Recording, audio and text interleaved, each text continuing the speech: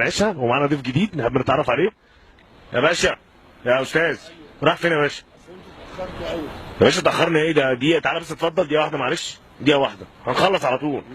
ماشي نتعرف بحضرتك يا باشا. ماجد محمود فؤاد. ماجد، كام سنه يا باشا؟ 47 سنة. 47 سنه، اهلا وسهلا. طب احنا النهارده في حلقه النهارده هنتكلم على المشاكل والحاجات اللي حصلت بعد الثوره، وان الناس ما بقاش فيها اخلاق والكلام ده. طبعا انت ملاحظ يعني الموضوع ده. طبعا كل شيء باين وظاهر. الناس يعني ما بقاش فيه لا اخلاق ولا ادب ولا اي حاجه نهائي مفيش أي حاجة من دي دلوقتي موجودة، ومن قبل كده كمان.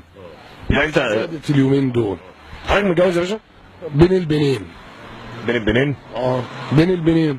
ايه بين البنين دي ازاي؟ يعني في جهاز مهم في الدولة سرق مني حيوانات منوية ولقحها في رحم أم شيماء حسين المنيري، وخلفت 3 بنات بالطريقة دي من غير ما اتجوز.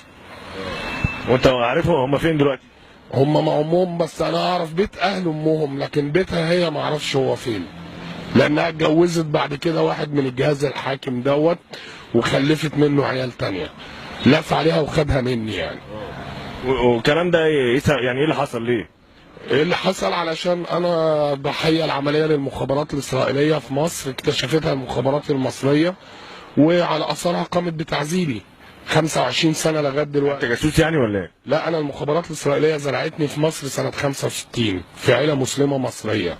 زرعتك ازاي يعني؟ بدلتني، الطفل اليهودي اتزرع في عيله مسلمه والطفل المسلم راح عيله يهوديه، عمليه للمخابرات الاسرائيليه. وفي حد تاني عارف الكلام ده ولا انت بس؟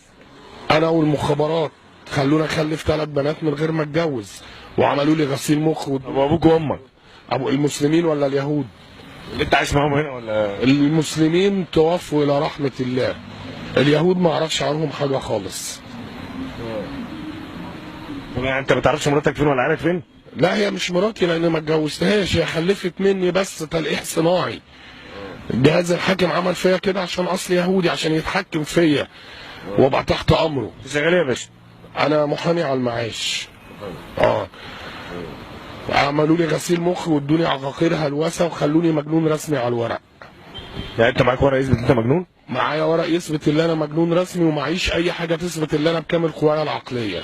طب ما الكلام اللي انت بتقوله ده برضه مش تمام يعني؟ الكلام ده حقيقي، احيانا الحقيقه بتبقى اغرب من الخيال. انا ضحيه العمليه فاشله للمخابرات الاسرائيليه في مصر. طب انت عارف الكلام ده ممكن يوديك في داهيه؟ انا اوريدي في داهيه من اوريدي في داهيه. كفايه ان انا اتمتع بكامل قوايا العقليه واعيش مجنون رسمي. طب هو انا ممكن اروح معاك في داهيه برضه؟ ممكن. طب بجد هتودينا في داهيه ولا ايه؟ والله هم المخابرات مش هتحتك بيكم، او الجهاز الحاكم ده مش هيحتاج